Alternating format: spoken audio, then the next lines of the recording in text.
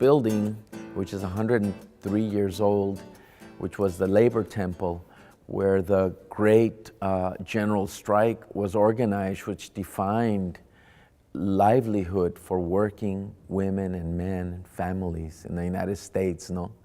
And we are the torch bearers, the holders of that dream, a working people's dream for having a quality life, life of quality, no? The San Francisco Labor Temple specifically holds our kind of union spirit, the spirit of our democracy in the walls, the floors, and the ceilings of this place. We've had probably some of the most radical groups in the world here in the building over any number of years, many of which were here for years and have either had to move on due to rent increases, et cetera.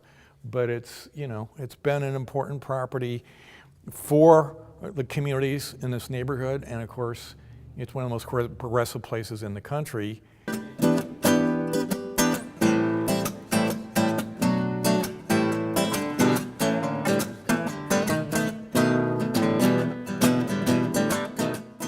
So there's tons of experiences here of fundraisers, of community gatherings, of organizing meetings to improve the community.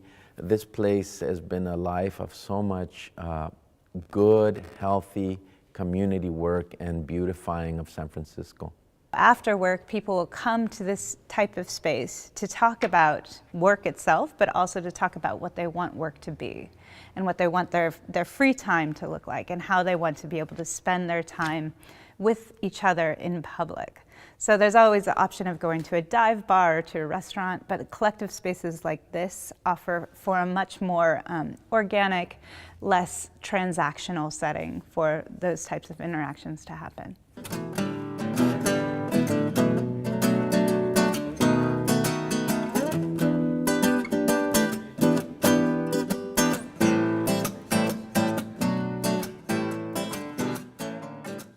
We are El Patrons Latina. We opened our doors 11 years ago, and this is a safe place for our transgender community, Latina transgender community. So we have a safe space in this building.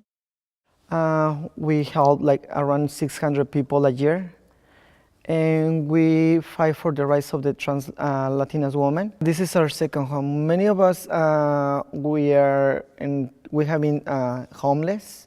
And this is the place where when we can just come and rest or have fun or just meet other people, where we can have a food plate, warm plate, and this is our second house. This is our family, and this is the place where we feel safe. We have been here for many years, and we are afraid that we're not going to be able to keep open Ella.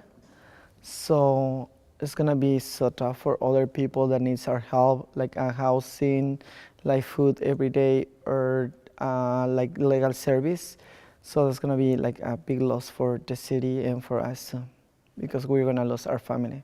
If we were to lose alternative art spaces in the same city where alternative art spaces as a model were founded, we're actually losing a huge element of what makes San Francisco progressive, interesting, a city that sets the stage for future things to happen. There's a strong chance that if we get it into a city property-like structure, we would start getting some leases, so some funding for some of the most important groups could help.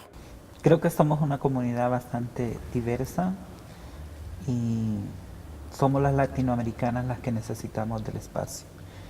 Y creo de que no está de más decirlo, de que es de máxima importancia para nuestra comunidad que reside en San Francisco, latinoamericana. Our bottom line is that we have a quality of life, and we are addressing this issue by organizing a society, a community here in San Francisco, but a larger society in general, where people are more important than profits. And I think there's a line in the sand's been drawn where corporations, investors, speculators, and folks in the predatory market have created a bully market that is pushing families out of San Francisco, working people out of San Francisco. And what we're doing is we're creating that space, organizing a space where people matter more than profits. And these are the folks at the Redstone Labor Temple building.